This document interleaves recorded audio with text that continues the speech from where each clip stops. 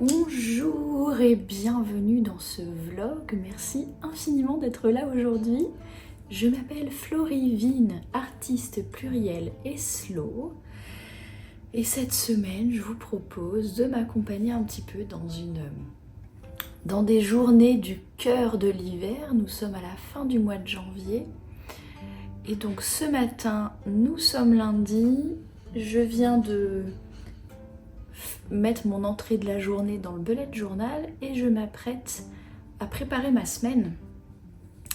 Et donc comment je prépare ma semaine dans le cadre de mon organisation sereine? Il y a 3 étapes. Première étape consiste à définir ce qui va être prioritaire cette semaine. C'est-à-dire que je vais dire à mon cerveau sur quoi focaliser mon attention, sur quoi focaliser mes ressources, mon énergie en priorité. C'est une manière de se concentrer, de se focaliser et de bien clarifier pour moi-même ce qui est important et pourquoi. Donc ça, la question de poser des priorités, j'en ai parlé dans une bulle nomade à l'automne 2022. C'est un point vraiment central pour moi dans une organisation sereine, puisqu'on ne peut pas tout faire.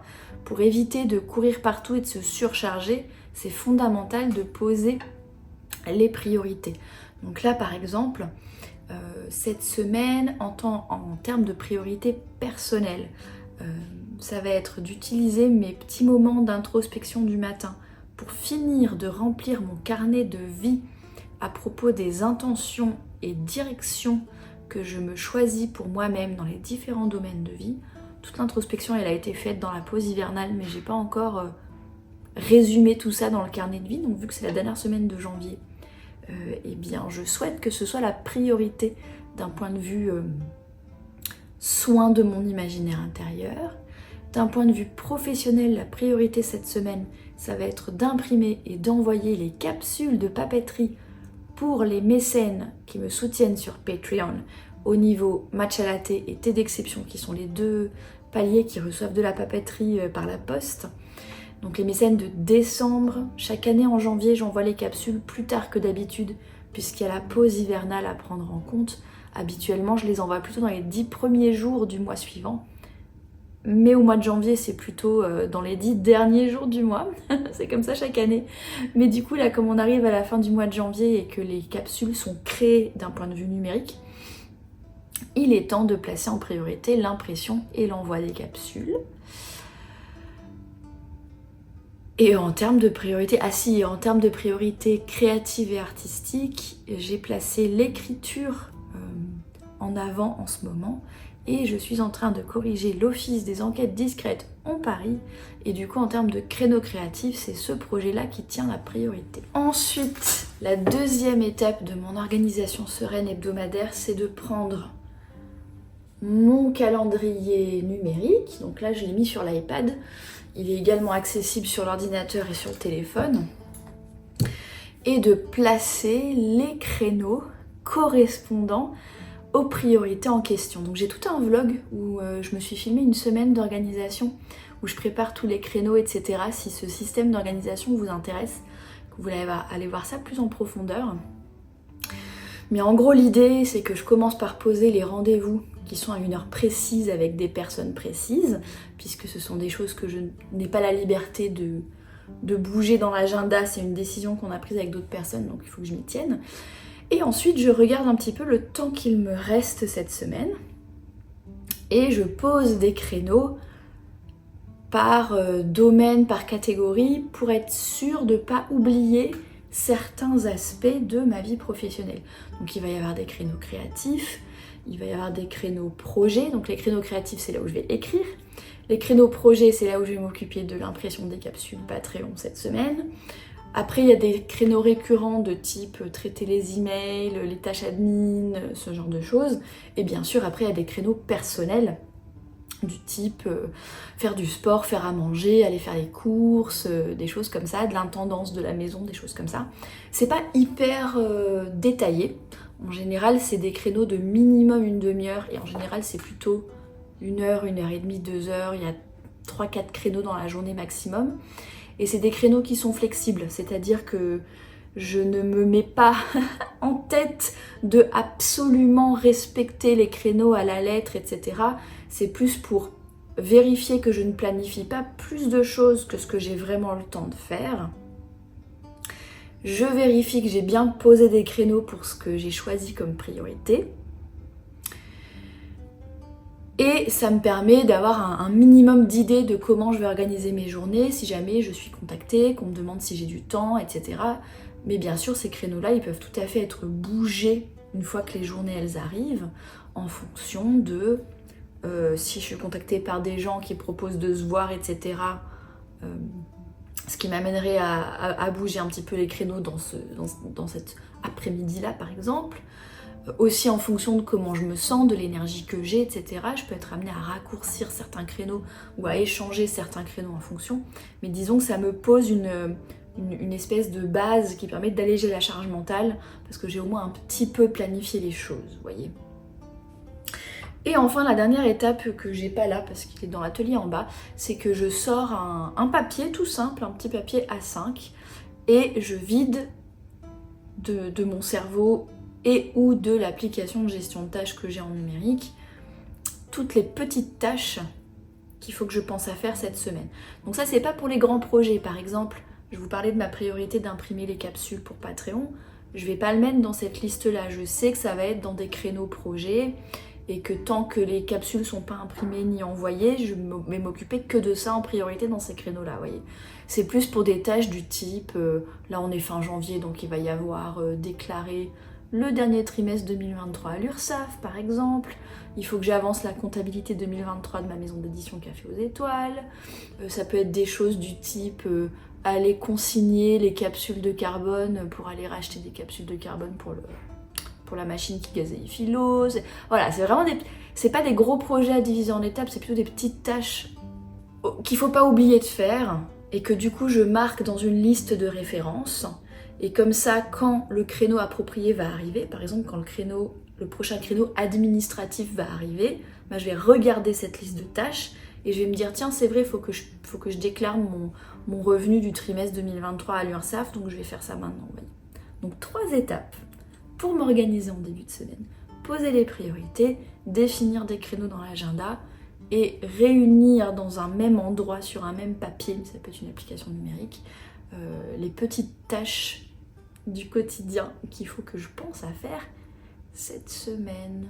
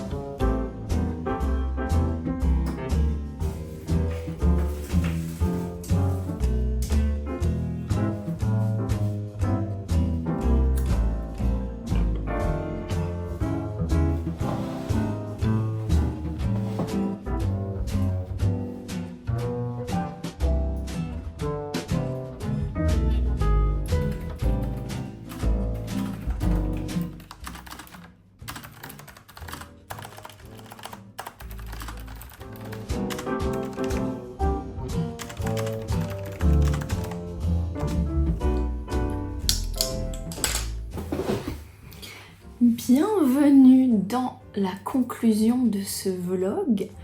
J'espère que vous avez passé un bon moment. Finalement, j'ai filmé une semaine entière puisque nous avons commencé avec ma petite visite autour de Notre-Dame qui se tenait vendredi dernier et nous sommes jeudi aujourd'hui. J'ai voulu terminer sur mon créneau créatif libre. Donc ce matin, je me suis occupée de continuer les corrections d'une novella de science fantasy cozy mystery qui s'appelle L'Office des enquêtes discrètes en Paris. Et en gros, le concept de ces créneaux de création libre, c'est d'avoir une parenthèse dans mon agenda d'artiste, dans ma journée d'artiste, pour créer de manière totalement libre de toute obligation. C'est-à-dire revenir à cet état dans lequel j'étais quand j'ai commencé à créer, quand j'étais enfant, quand j'étais ado, quand j'étais plus jeune et que je considérais toutes ces activités-là comme des purs loisirs sans pression. Et j'ai envie de revenir à cet état-là parce que quand on devient artiste indépendant, artiste entrepreneur et qu'on dépend en partie de nos créations artistiques pour les diffuser, pour gagner du revenu, pour voilà, toutes les activités qu'il peut y avoir autour du fait d'être artiste professionnel, je trouve qu'on peut être amené, ou en tout cas moi ça a été mon cas, à commencer à voir les différentes pratiques créatives comme du travail, dans le mauvais sens du terme, c'est-à-dire dans le sens une obligation, de la pression, du stress, des choses que je suis obligée de fournir parce que c'est attendu. Par exemple, la papeterie elle est attendue par les mécènes de Patreon tous les mois, ou les gens qui me suivent, ils attendent les prochaines vidéos YouTube, ils attendent les prochaines sorties de la boutique de Café aux Étoiles, de pouvoir s'offrir un original, par exemple à l'aquarelle, ce genre de choses-là. Et je trouve que ça peut créer un rapport, en tant qu'artiste, un rapport un petit peu faussé à notre propre créativité, à nos propres créations. Je sais que j'en ai souffert ces dernières années.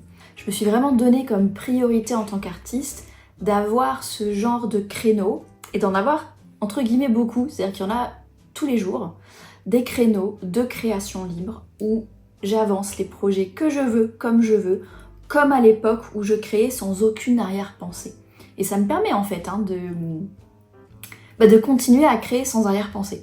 Donc ça veut pas dire que ce que je crée pendant ces créneaux-là ne seront jamais diffusés. Là, j'espère bien que On Paris sortira dans la collection Cafélité de Café aux Étoiles dans un futur proche. Mais l'idée, c'est de ne pas me focaliser sur une éventuelle diffusion de mes créations lorsque je suis dans ces créneaux-là. Et en fonction de comment je me sens en termes d'énergie, je vais pas forcément créer quelque chose de nouveau. Ça peut être un créneau où je crée un mood board, un tableau d'humeur pour m'inspirer sur un futur projet. Ça peut être un créneau où je suis un tuto sur YouTube par exemple, où je suis un cours en ligne que je me suis offert autour de l'illustration ou de l'écriture. Ça peut être un créneau où je remplis mon carnet de croquis de manière totalement intuitive, simplement en écoutant mes envies et sans aucune pression de qualité technique. Ça peut être un créneau où j'écris dans mon défou livre, qui est un livre de fiction où j'écris un petit peu tout ce que je veux sans me poser de questions. Ça peut être un créneau où tout simplement je lis, où je regarde un ou une artiste illustrée en vidéo par exemple. Donc voilà, c'est vraiment un créneau où je nourris mon écosystème créatif au sens large, en fonction de ce qui me fait envie à un moment donné et de l'énergie que j'ai à un moment donné. Je pense qu'on en reparlera dans le futur. Je voulais arrêter ce vlog là-dessus parce que c'est un créneau qui est très important pour moi et que je m'efforce de ne pas rater 2 jours d'affilée, c'est la règle des 2 jours. C'est-à-dire que si hier je n'ai pas eu mon créneau créatif, il devient en priorité première aujourd'hui. Quand j'étais salariée, ce genre de créneau-là, c'était pendant la pause midi et le week-end, les matins du week-end. Maintenant que je suis indépendante, je peux me permettre d'avoir ces créneaux en fin de matinée. Donc en général, c'est entre 10h et midi et demi, 13h, quelque chose comme ça. Ça me convient très bien pour l'instant. Je voulais partager ça avec vous pour terminer cette semaine d'artiste indépendante au cœur de l'hiver.